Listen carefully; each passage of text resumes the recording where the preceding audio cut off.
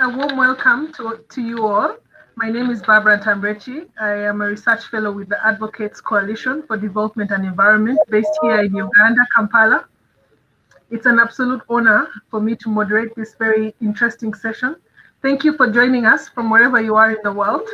And this promises to be a very thought-provoking conversation on the neo-colonial ecologies and economies, smallholder farmers, and multiple shocks in Africa, confronting false solutions towards decolonization. We have three very important, distinguished guests that will give insights and perspectives to this topic. And I would like to introduce them very briefly. I would like to start with Dr. Vandana Shiva. Is one of the world's most dynamic and provocative environmental thinker and activist of our time, and has been for so many decades. She is a director of Navdanya, a national movement to protect diversity, integrity of living resources, especially native seed, and the promotion of organic farming and fair trade. At the core of her activism is counter-development to corporate globalization in favor of people-centered participatory processes, support for grassroots movements and networks, women's rights and ecology, and a commitment of a lifetime campaign against genetic engineering and the negative impact of globalization. Over the years, she has received several accolades for her work. There'd be too many to mention right here. A warm welcome, Dr. Vandana. It's a great pleasure to have you here. I would like to go to the next panelist. Ms. Mariam Mayet is the Executive Director of African Center for Biodiversity based in South Africa. And under Mariam's leadership, ACB has earned a respected record of evidence-based work and plays a vital role in food sovereignty struggles on the African continent. Mariam is also known by several people as Mama Africa, by many for spearheading work on opposing unsustainable and socially just food systems rooted in industrial agriculture, especially genetic engineering of seed and crops. Mariam, it's a pleasure to host you here. You're very welcome to this panel. Thank you, Mama Africa. I'll move to Timothy. Timothy Wise is a senior advisor at the Institute for Agriculture and Trade Policy, where his work focuses on the future of food based on his recent book, Eating Tomorrow, Agribusiness, Family Farmers, and the Battle for the Future of Food. He's also an author of Confronting Globalization, Economic Integration, and Popular Resistance in Mexico. He's a senior research fellow at Tufts University Global Development and Environmental Institute, where he founded and directed its Globalization and Sustainable Development Program. Thank you, Timothy, and it's a pleasure to host you on this panel. Thanks so much. Yeah, you're welcome. This is an interactive session where participants can note their questions in the chat function, which will be answered at the end of the conversation. I would like to start very quickly to Dr. Vandana Shiva. You bring a wealth of knowledge and information to this topic. You have authored several books on biodiversity in food systems. Could you kindly share your reflections and thoughts from a global perspective on the systematic forces that are entrenching multiple shocks that have confronted our food systems? Thank you very much, Barbara, and a hello to Mariam and to Tim, dear friends. I'm very happy to be able to join the Real Farming Conference because it is real farming that is under very, very severe threat. And we all have to join hands to defend real farmers, real farming, real food, because it is a survival imperative. It's not easy in short 15 minutes to go over 5 decades of my activism and research and 500 years of colonialism. This much I have learned, that colonialism of the past and colonialism of the present just changes its garb, but the patterns remain the same. I also want to begin by saluting my fellow farmers of India, the small farmers, who have blockaded Delhi for more than a month. They are in a fight for survival. I've been with them in this fight ever since 1984, when the myth of the Green Revolution blew apart. 30,000 people were killed in Punjab. There were protests happening then, like now. They had blockaded grain trade. And it's 1984, the Punjab disaster and the Bhopal disaster of the pesticide plant leak from a Union Carbide plant, which is now owned by Dow, which is now merged with DuPont, that really led me on this journey. My journey was supposed to be a very different one, inspired by the guy sitting behind me, Einstein. Physics was my journey, quantum theory was my journey. But from 1984, my journey has been figuring out the post-truth of industrial agriculture and globalized agriculture, because everything about it is post-truth. The first colonialism was around grabbing land and grabbing the wealth created by the peasantry, particularly in my country. East India Company was created to colonize India. And then it colonized Africa and it colonized 85% of the planet.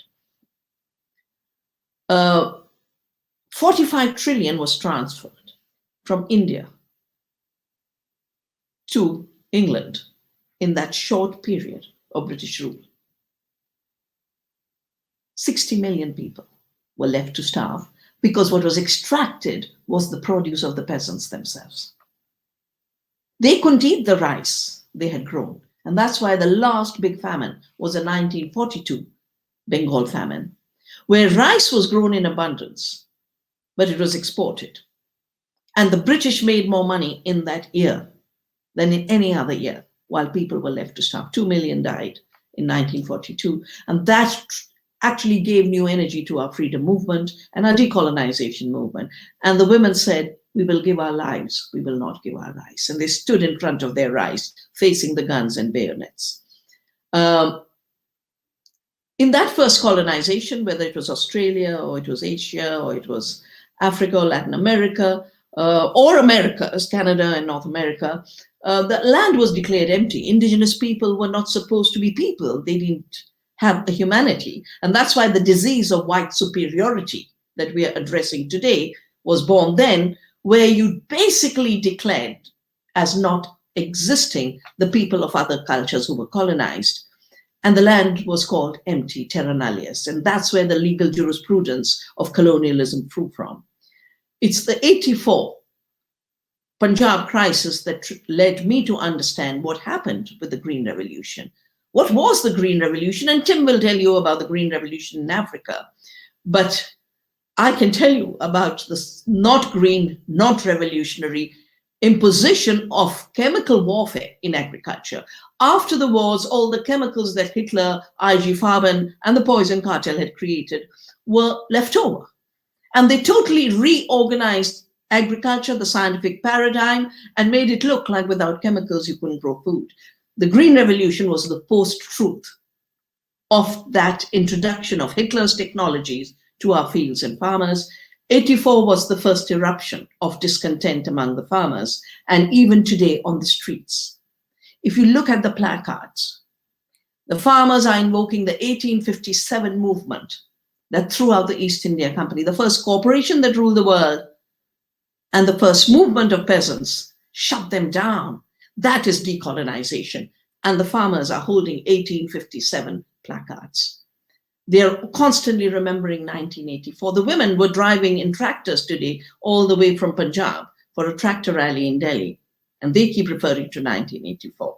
The next wave of globalization is what I call recolonization, with the World Bank structural adjustments and the GATT and WTO agreement on agriculture, the trade-related intellectual property rights agreement of owning seed, and sanitary and phytosanitary measures, which is basically shut down good food and make toxic junk food, fake food, the only legal alternative that's then subsidized, which is why we now have an explosion of chronic diseases.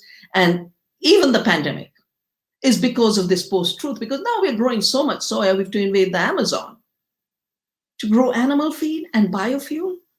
And we always pretend it's about feeding the world. Only 10% of the corn and soya is used by humans for food. 90% goes for biofuel and animal feed. And the destruction of agrarian economies in globalization has revisited with new violent technologies, the violence of colonialism. And the two lethal technologies that have been added are the GMOs and the legal technology of owning life. So if the first colonization was about declaring the land empty, as I've written in book after book after book, the colonization through patents on seed, through the trade-related intellectual property agreements, declaring seed as an invention of the Monsantos and the buyers, it basically declared seeds, biological resources, living systems as empty. I called it bio-nullius, empty life, which you can steal and colonize. And we are now, and this of course led to a repeat of the pattern of the first colonization, which is enclose the commons and extract. So the colonization of the South and the enclosures of the commons of the peasantry in England took place exactly at the same time. And the legal formations and the violence was absolutely the same. So enclosures of the commons are central to colonization, and extraction from the enclosed commons, reducing living ecosystems, living resources into raw materials, is the magic of money making. And I have a book out called Oneness versus the 1%, which gives this detail in the contemporary colonization. They talk ad nauseum about innovation. This is old colonialism in new technological garb. And I realized this in the Paris Treaty, where suddenly our whole vocabulary was being redefined by a Bill Gates who doesn't know English, frankly. We were taught better English than he's been taught. He talks of decarbonization when all of life is living carbon. When the photosynthesis transforms life in the plant and creates carbohydrates, that's carbon. There's dead carbon lying underground fossil fuels, but life is living carbon, and he wants us to decarbonize because he has a war against life. He's not picked this just by chance. Digitalization, genomes and patenting through digital genomics, undermining the Nagoya Protocol and undermining the seed treaty of the FAO. This illegality, he justifies it as dematerialization. No, the seed is still there. And the seed is still an evolutionary breeding by farmers of the third world over millennia. You're taking a genomic piracy, does not make the seed disappear. It just makes the knowledge and the commons disappear. So we've just done a report on the gates to a global empire, and my colleague Ruchi will be speaking on my behalf on the 12th on the technological fixes session at the Real Farming Conference. But if we look at what is the colonization of today and what are the powers of the colonizers, it's the 1%, it's the tech giants, the digital giants. Most of you probably don't know that Facebook tried very hard to get into Indian agriculture, and we had a huge campaign, but they've now signed up with one of the big Indian companies.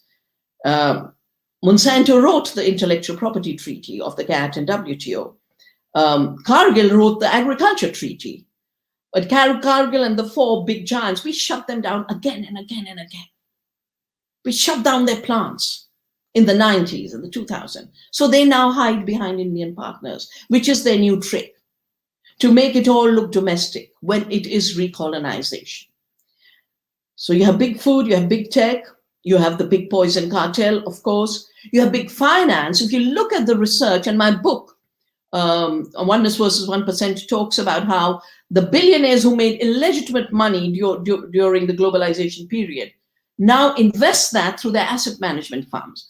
And the big money is now BlackRock and Vanguard, and they control every corporation and they control investment. So if you're seeing the forest burn in Amazon, BlackRock's money is behind it. If you see GMOs and gene editing being pushed in Europe and deregulation taking place, the Vanguards own the buyers. So it is big finance and big tech.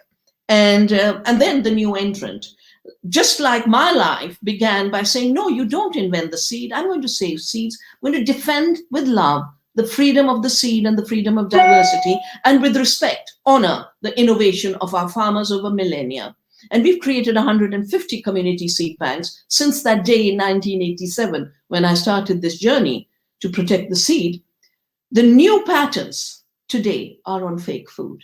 So if you read our report on Gates to a Global Empire, you will find that the Impossible Burger, which is GMO soya, and you'll see the fashion of plant-based. Just the other day, I was having an interview. I said, no, we eat plants, we eat vegetables. The minute you say plant-based, it means GMO soya went through a factory process to make it look like a meat or a milk or something else. We've got to stop the anonymity of food. Real farming and real food has personhood. You should be able to recognize what you're eating and not have lab-made heme pretend to be blood in a burger. 14 patents linked to that Impossible Burger.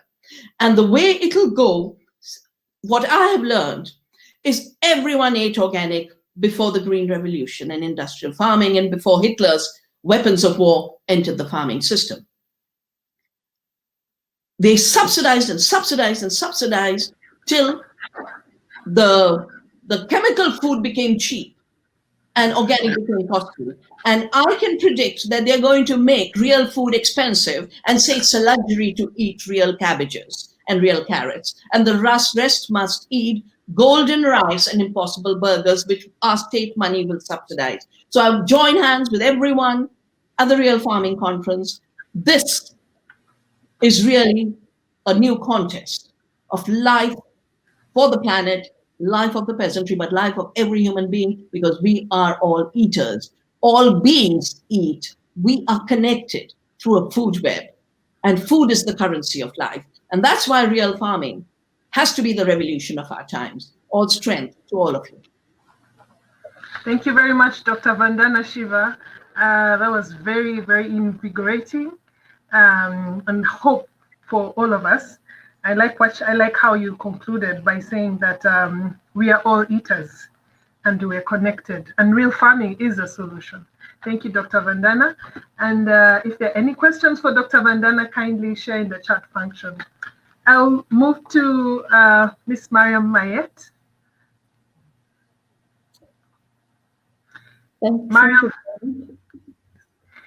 Thank you, Mariam. Mariam has authored several research reports about the impact through ACB, African Center for Biodiversity, about the impact of multiple shocks confronting smallholder farmers and the interconnectedness between the processes driving these shocks. We're looking at countries like Zimbabwe, Malawi, that have been hit by Kenneth and Itai cyclones, and the fall armyworm that has hit lots of African countries. Mariam, could you kindly give perspective and share more from the African perspective, from the African view of what exactly is confronting smallholder farmers? Thank you very much. Sure, thank you very much. So good afternoon all, and thank you very much for inviting me to share our thoughts with you from Africa. It's a great pleasure and honor for me to share this platform with Vandana and Tim, and to be with you all. And I am also, and we're all very grateful to our friend Barbara for holding the space for us all. So last year, we conducted research which culminated in a series of papers looking at converging and compounding shocks striking the African continent. These included climate change impacts, the fall armyworm infestation, cyclones Idai and Kenneth, the Ebola epidemic, which spilled over into a pandemic, the locust infestations, and COVID-19, as well as the interface with armed conflict in the region, in the context of the implications for smallholder farmers. And I will tell you quite frankly that this has painted a terrifying picture of the horsemen of the apocalypse. It would be funny if it were not so tragic. We looked at the interconnectedness between climate change, deforestation, industrial agriculture, and generally extractivist development, and their roles in driving social and political instability and insecurity in regard to our food systems on the continent, which are further fueling the systemic existential crisis we are facing globally. This work also gave us a chance, much needed chance, to honor the work and struggles of many movements, and in particular, the smallholder farmers across the continent over these long decades. So this talk is in 3 parts. I will present an overview of our key findings, and then I will look at shifting paradigms, and finally, some food for thought, not only for Africans, but for global social movements towards a Pan-Africanist decolonization agenda. This is urgent and it is indispensable. So here are some of our key findings. Development interventions typically reinforce indebtedness, inequalities, and social exclusion in Africa. They deepen dependency on destructive, short-sighted, and short-lived fossil fuel and capital-intensive projects, and global agricultural and forest value chains, which all cumulatively contribute to creating conditions for extreme vulnerability to shocks by all peoples on the continent, but in particular smallholder farmers, such as the fall armyworm infestation and COVID-19 pandemic.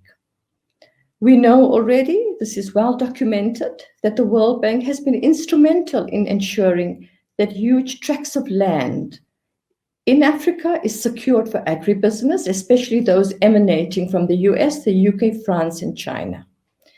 This private development, it's not a public-private initiative, it's a private development project that has resulted in dispossessing smallholder farmers, as traditional foraging grounds are usurped for mining, clear-cut logging, and industrial agriculture. This is entrenching the unequal relationships between Africa and the rest of the world, not just Africa and the global north. I want to be very clear about this. The opening up of primary forests for mining, logging, plantations, oil and gas extraction is aided by financialisation. Vandana has referred to it, a phenomenon understood as the growing power and influence of global finance, aptly labeled rogue capitalism by our friends at FIAN International. If the expansion of agribusiness and monoculture plantations has historically been associated with loans and credits from financial institutions, the pace and scale of finance capitalism in agriculture has reached new rapacious heights in promoting the dispossession of rural people and communities from their territories.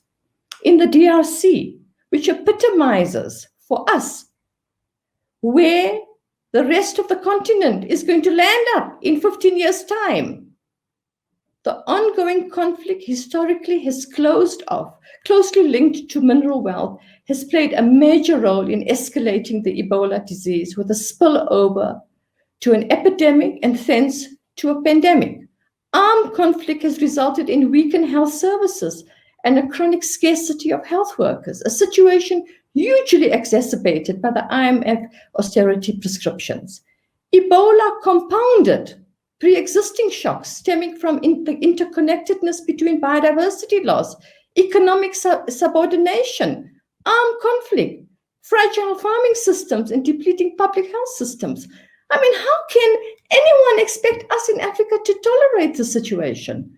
Decades of state failure and austerity measures imposed by the IMF and World Bank have militated against functional public health systems. Look at the crisis on the continent. People experience high poverty levels that significantly affect food security and livelihoods.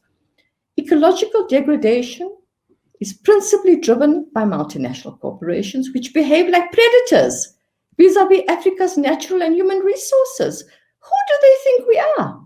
How dare they? Our rich natural and human resources are being continuously, systematically, rampantly, and my son says I've used the word rapaciously too often, I'm going to use it again, and rapaciously extracted and destroyed. Africa is one of the frontiers for industrial palm oil production, with an estimated 22 million hectares of land targeted for conversion to palm plantations, much of it in Western Central Africa. The expansion of plantations in this area, it's not only palm oil, it's coffee, tea, sugarcane, all these cash crops, has undermined local agricultural activities, pushing small agro-pastoralists off the land. Consequently, small-scale farmers end up turning to paid work on mines in the region. Dangerous work, unprotected work. Their rights are not protected. Many smallholder farmers are either encouraged by big landowners to opt for monoculture production or to work as poorly paid and exploited laborers on these farms.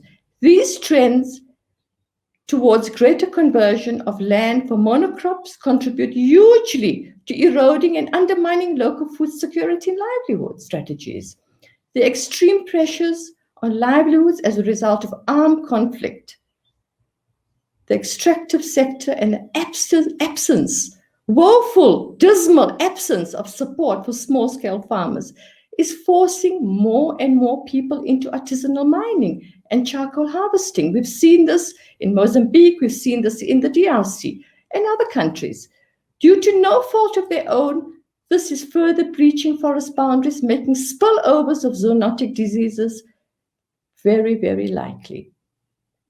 We need to shift, people. We cannot tolerate the situation anymore. Addressing pandemics, forest degradation, and deforestation cannot be delinked from building economies and food systems that are grounded in the needs of people, particularly smallholder farmers and thriving ecosystems. To achieve this, we must utterly reject and prohibit the ecocidal logics of commodification, financialisation, and extractivism as driving forces of human and ecological fortunes and destinies. The human and ecological liberation of the continent require nothing less. We will not settle for anything less, I promise you. Locating the economic, social, and political context of this degradation and the shocks that contribute to it is therefore not only critically important, it is indispensable. We are particularly concerned about ecological perspectives promoted by powerful international, mostly northern-based conservation groups of fortress conservation solutions. These are typically devoid of human presence and can be veils behind which ecological destruction continues, while further disenfranchising communities that depend on the forest for their livelihoods and survival. In this respect, the World Rainforest Movement denounces what it describes as the conservation industry's plan to double the size of protected areas, an intention also described as the Half-Earth Project. Going forward, there is a need to disrupt many of the persistent myths and neo-colonial policies that are related to international trade and investment and are implicit in national policies around land use, tenure systems, and concession models. The false narratives of treating smallholder farmers as inefficient, unproductive, and driving deforestation must be solidly debunked. Farmers' rights, agriculturally biodiverse pharmacy systems, and re-establishing farmer-to-farmer linkages need legalization, urgent recognition, and implementation. The urgency cannot be overestimated in the light of compounding shocks and increasing chronic and acute disasters. It is necessary to phase out repetitive and chronic food and seed aid and prevent displacement of local food and seed systems, which form the basis for peasant farming livelihoods. Therefore, the focus of reconstruction efforts should be on re-establishing just local socio-ecological systems, of which farmer systems must be a central component. At the global level, cooperation is required to prohibit illicit financial flows and tax evasion of companies operating in the global south. These, again, rapaciously promote the extraction of natural resources where the returns are more loans, more aid, more indebtedness in an never-ending cycle of destruction, foreclosing the futures of Africans. Again, we say clearly, We will not tolerate this any longer. It is expected that large-scale projects on the horizon, like we see in northern Mozambique, will fail to lead to general improvement of lives, for sure. Rather, they will maintain power for the political elite, prevent transformative and meaningful change on the ground, and probably plunge a country like Mozambique and other countries into further unsustainable debt and deepen the ecological crisis. To close, it is our hope that our research will contribute to a political project of solidarity with nature and all peoples of the world who are caught in forces of destruction, but who continually work for ecologically just and egalitarian futures.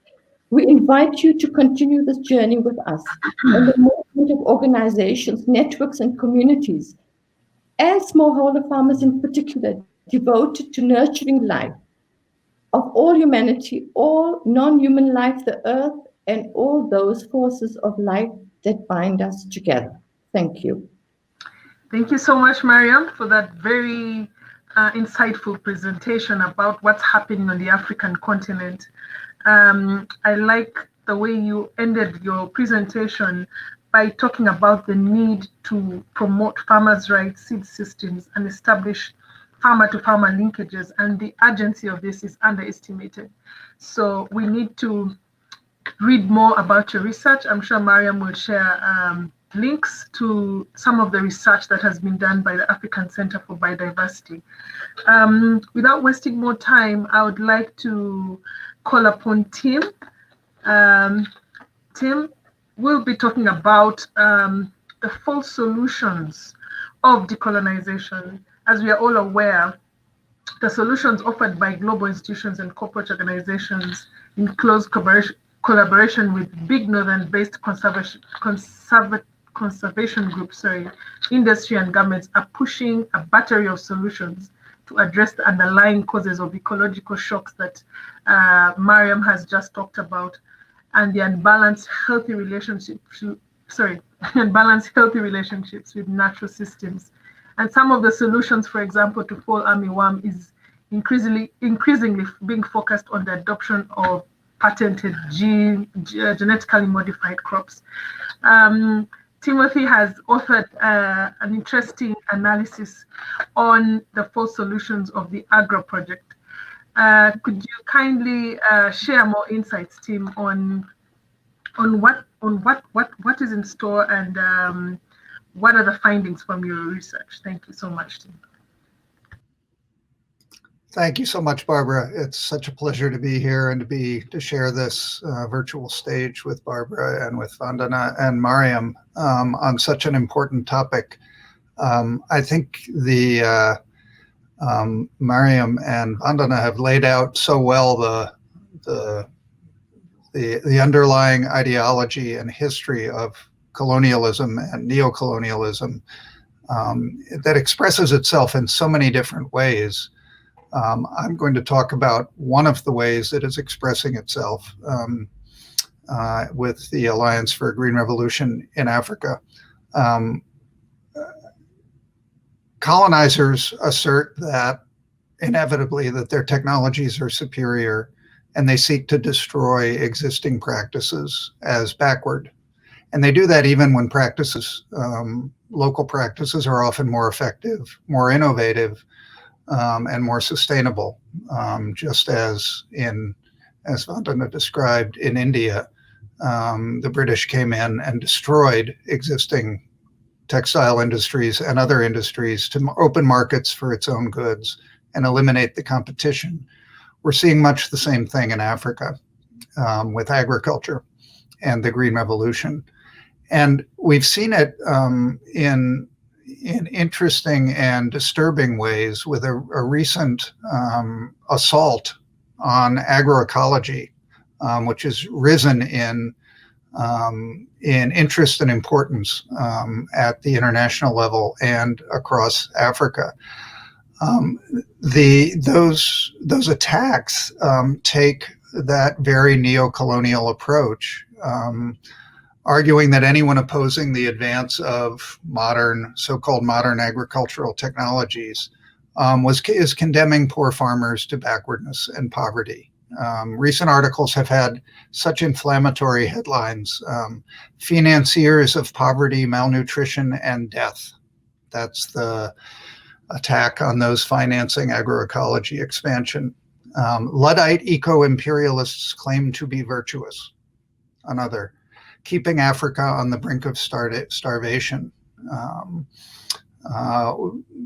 African public relations consultant and journalist James Joroge, in an article, said, cloaking themselves in the woke environmental and pro-peasant farmer rhetoric of the organic-only agricultural movement keeps African farmers from using safe pesticides, fertilizers, hybrid seeds, and genetically modified crops and other advanced agricultural tools. It is a radical agenda that is the face of green neo-colonialism. This is partly a response to the success that agroecology is having and the failures of the Green Revolution for Africa. I'm struck by two persistent and related pieces of misinformation here. The first is that this is characterizing agroecology in ways that just fail to reflect the scientific advances that have been made in so many different fields. And the critics seem just ill-informed or willfully ignorant of those advances, all presented as a defense of science, when in fact they're attacks on ecological science. And the second, and perhaps the less widely acknowledged piece of misinformation, is characterizing these so-called modern agricultural methods, such as those promoted under the banner of the Green Revolution, as new innovations that are providing good results for farmers and food production. In fact, they are not new, and they're failing Africa in many of the exact same ways they've failed in India and elsewhere in the first Green Revolution. The Alliance for a Green Revolution in Africa is spearheading that effort. It's by no means the only or most important funder of that effort. It was founded in 2006. It's gotten $1 billion in funding, 2/3 of that from the Gates Foundation. It's made more than $500 million in grants in 13 focus countries. And it has the stated goals of doubling productivity and incomes for 30 million smallholder farmer households and cutting food security in half by 2020. It's supported with African government input subsidy programs that are far more important as financing for this, where governments have spent, depending on the year, up to $1 billion per year in giving farmers coupons so they are able to buy these new inputs, subsidizing the adoption of these Green Revolution technologies. Despite the fact that we've reached 2020, the deadline for reaching those goals, there are no published evaluations of progress. And we know that AGRA, in fact, is withholding documents that would show that they are failing. But one of the most striking things about our study of those impacts is just how badly that much money is working to implant these new technologies. There's no evidence of reaching 30 million farmers. In one small study of one project in Ghana, the evaluators showed that farmers who attended these AGRA training sessions, very few of them adopted the new technologies. The ones who did saw very limited yield improvements from the adoption of the new technologies, and they didn't continue them. And their food security and incomes did not improve as a result. That's reflected in the other findings from our study, which was published last year, and a link has been posted, I think, on the chat. The report is called False Promises. The productivity improvements have been limited even for the crop that has been the most heavily supported and favored, maize. In India, it was wheat. In Africa, it's maize. but they've gotten only 29% increases in yields over 12 years. They promised 100%, a doubling of productivity. 29% is not fast yield growth. They've seen, and accompanying that, there's been a decline or a stagnation in nutritious food crops. Again, just as India saw, all of the attention to maize, to the favored crop, has driven land into maize and out of other crops. Millet, a key staple in the region, has seen a 24% decline in production in that same time, that same 12-year period, a 21% decline in yields. Sorghum has seen just 3% yield growth, again, another key staple crop. Cassava, 6% decline in yields. Sweet potato and other roots and tubers, 7% decline. So again, you see the Green Revolution crop of choice being supported with subsidies and other measures, actually driving a decline in crop diversity, which drives a decline in nutritional diversity, particularly for farmers. We invented something we called the Staple Yield Index to combine yield improvements over for a basket of crops, not just the favored crops. And it showed that in the Agra years, the 12 years of Agra, staple yields went up only 18% over that 12-year period. Very slow yield growth, and nothing like the 100% that was promised. In fact, what all those subsidies are doing is they're actually driving more land into maize. That is called extensification. It's not what Agra has promised, which is sustainable intensification. That is growing more food on the land that is already in production. In maize, more than half of the production growth that we saw in Agra countries came from the expansion of land planted in maize. In Zambia, for example, Zambia almost tripled maize production. That sounds like a success. It's not. Yields were up just 27%, but the area planted to maize doubled. That is not a sustainable program. Our final finding is that there's absolutely no evidence of a doubling of incomes or having of food insecurity. Poverty levels remain high. Food insecurity has actually increased with the number of undernourished people in Agra countries in these 12 years, going up 31%. Rwanda is a stunning example of this. It's considered an Agra model because it created a fourfold increase in maize production, with yields going up a respectable 66%. Agnes Kalibata was the agriculture minister then. She rose from that experience to be the president of Agra now. She's now been named the special envoy to the UN Food Systems Summit. In the report, we call Rwanda Agra's hungry poster child. Land was driven into maize, so land planted to maize went up 150%. It drove land out of other staples. Sorghum, a key staple, land planted went down 17%. Cassava plantings went down 16%. Staple yields increased only 24%. Extreme poverty barely declined, remaining at 60%. Extreme poverty. And even with all that maize, all that quadrupling of maize production, the number of undernourished farmers increased. The number of undernourished in Rwanda increased 40%. That is not a successful model. Again, I call this Agra putting old fertilizer in new bottles. It's taking the same approach as the first Green Revolution with largely the same technologies, selling that past, which failed in the past, as some kind of an innovation. But the true innovation is coming from agroecology, supported by science. In the drylands of West Africa, for example, there's another kind of green revolution. They call it agroforestry, growing trees on land to restore degraded agricultural lands. 40 to 100% yield increases for farmers with rising incomes.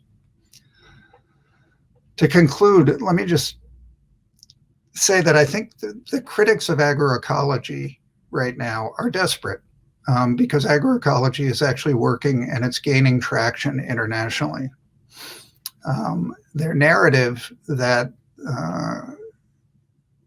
the only thing that can improve African agriculture is the Green Revolution and their inputs distorts reality in two important ways. They overstate the levels of innovation that the Green Revolution offers small-scale farmers, and they overstate the effectiveness of such programs. They are failing on their own terms. And as we've shown with initiatives like AGRA, they're selling old fertilizer in new bottles, repackaging old and questionable technologies from the first Green Revolution as if they were cutting-edge innovations.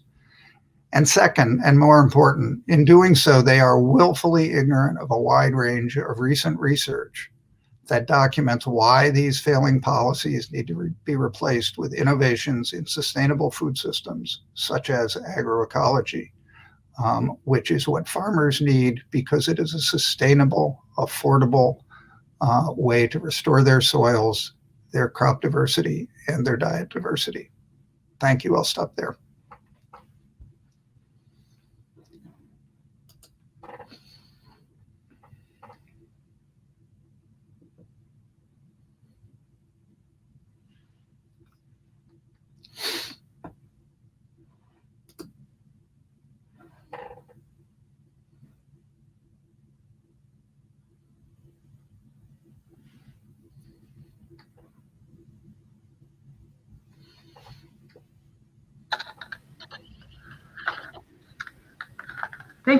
Thank you so much, Tim, for those very interesting insights from your report about the failure of the AGRA project and how the so-called crops that are supposed to be, doing well are not doing well. And it just goes to show how, like you rightly put it, how the initiatives that they are selling in old fertilizers, they're selling old fertilizers in new bottles, and they're ignoring recent research and the importance of agroecology. I think that's something we really need to take forward, and how agroecology has gained traction all over the world as sustainable for smallholder farmers. I'd like to end this conversation here, and we can go into a few questions. The first question is to Mariam. What is the most effective way for the Northern citizens to show solidarity and support to our brothers and sisters in the South? Mariam, take it away.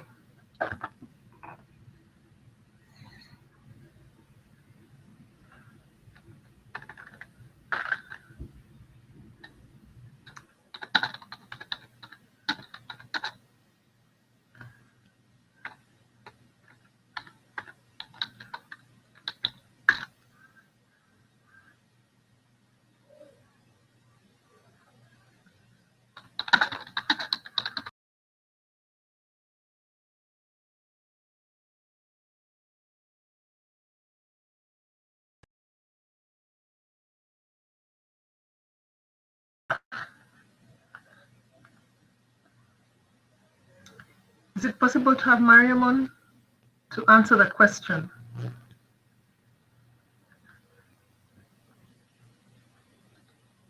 Can you not hear me, Barbara? No, I was not hearing you. Am I on now? Yes, you are. Okay, so I was talking to myself. So, because a lot of investment into African agriculture, a wide range of development projects are coming from the north. I think that I try to, direct our attention towards the systemic problems and the systemic issues that are keeping Africa resource poor.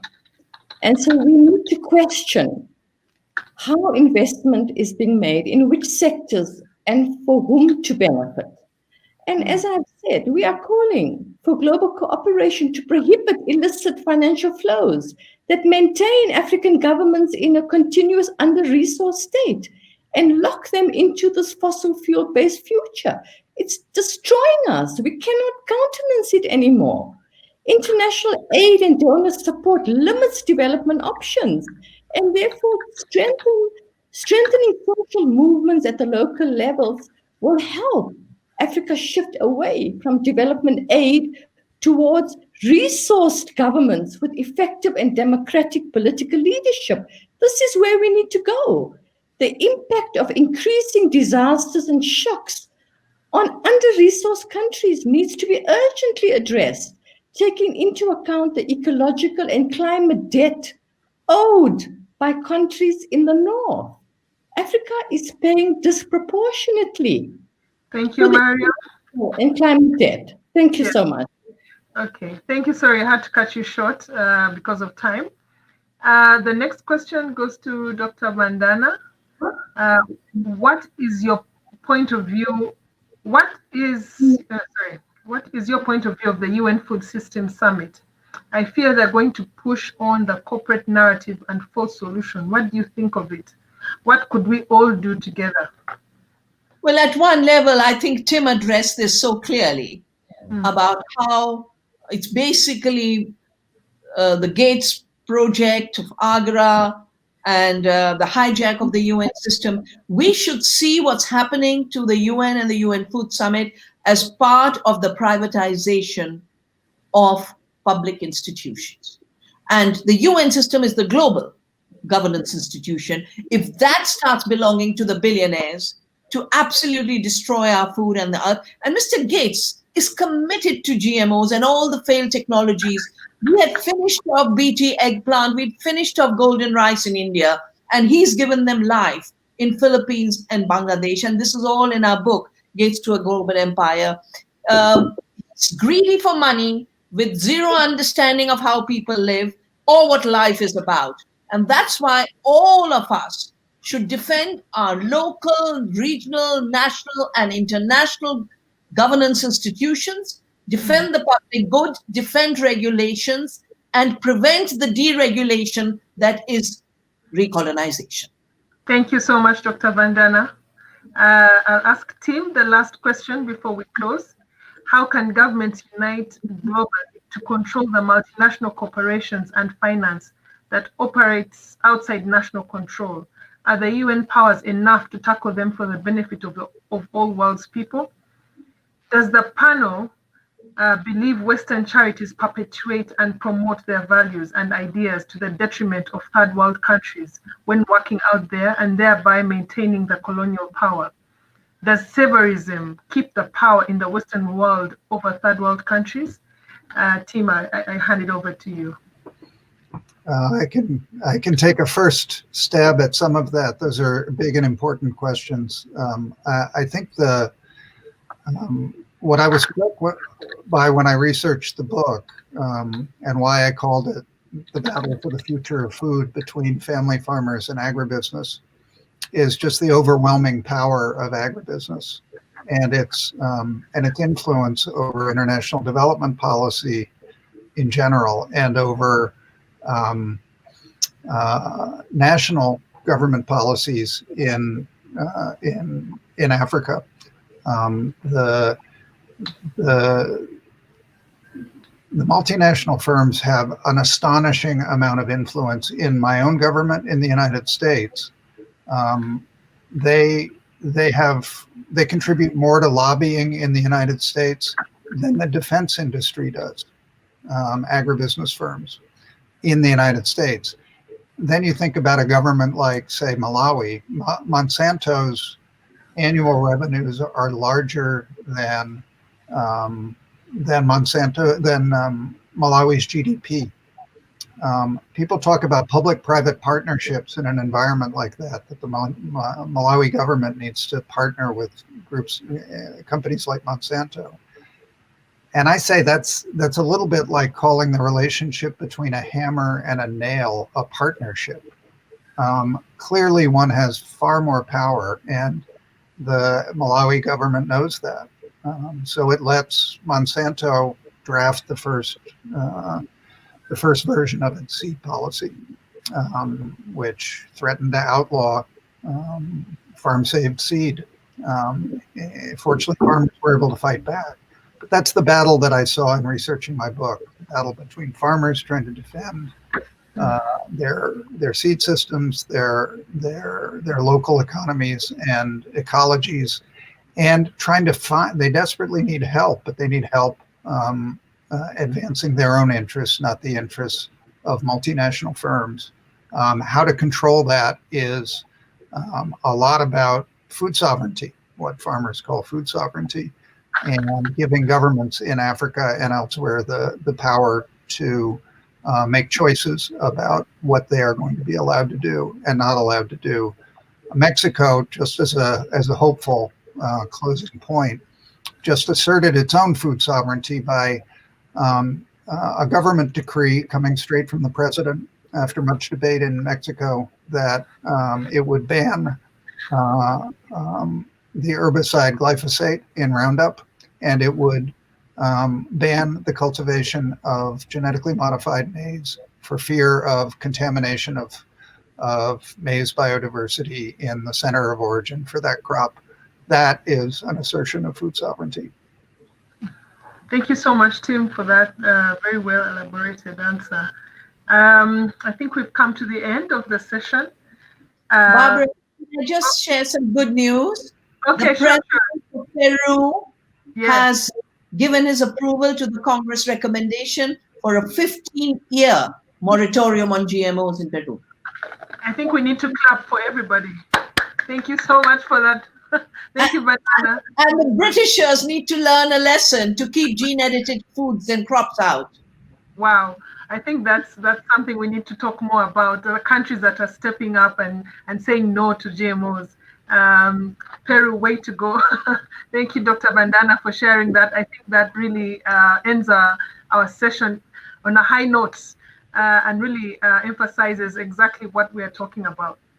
Thank you so much, everybody, for participating. And we'll go back now into the news, into the Zoom session for follow-up questions. Any other questions that you'd like to send to the panelists? They'll be willing and we'll be online just to answer them. Thank you so much. Thank you, Barbara. Thank you. Thank you, Barbara. Thank you.